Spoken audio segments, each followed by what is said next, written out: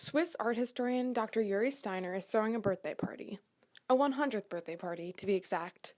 2016 is the year Dada turns 100. But what is Dada? Well, according to Steiner, that question is exactly the reason for the celebration. It is very important for us that we have it as a homage to the Dadaists. But a lot of the Dadaists were almost forgotten because either they have been killed during World War II by the Nazis, or because they didn't have a big work left. When I started something that I really realized that one should work against this process that we forget. If Dada sounds like a made-up word, that's because it is.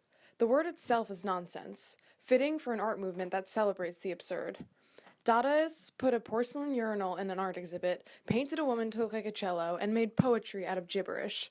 They were intent on breaking down the highbrow notion of what is and isn't considered art. They stopped doing what they have learned to do something completely new, and to break, in a way, through a wall of conformity and of normality.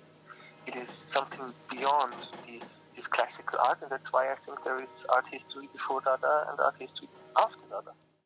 Don't feel bad if this is the first you're hearing of Dada. This strange and short-lived art movement is famously forgotten, but this year Dada is being remembered. And not only in Zurich. More than 50 local, domestic, and international museums, theaters, and clubs are celebrating the birth of Dada.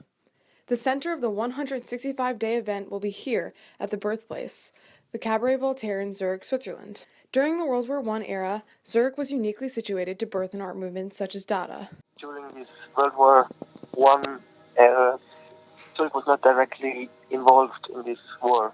There was the possibility for all these refugees to continue their artistic work and to continue with what they wanted to say and what they wanted to express. So there was something like an open-minded, democratic soil that permitted, in a way, to continue this new spirit and to get more radical even. In February 1916, an event called Dada Dada Dada was hosted at the Cabaret Voltaire. Artists like Tristan Tzara, Hans Arp, Hugo Ball, Emmy Hennings, and Markel Janko were all there to contribute. You are now seeing a recreation of Hugo Ball, the founder of Cabaret Voltaire, performing a sound poem on that night.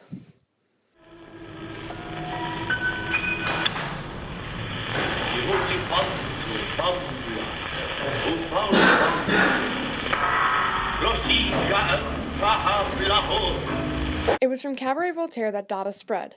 A few months after his performance there, Hugo Ball would read his Dada manifesto at the first public Dada gathering. What is the point of celebrating Dada 100 years later? I don't think that there is, in a very broad public, a very detailed and precise idea of what Dada was, and I think this is already important and interesting to popularize, in a way, knowledge of Dada.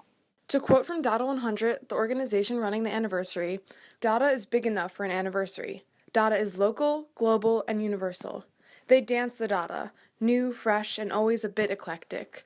Because Dada is the great-grandfather and great-grandmother who outlive us all. Dada lives.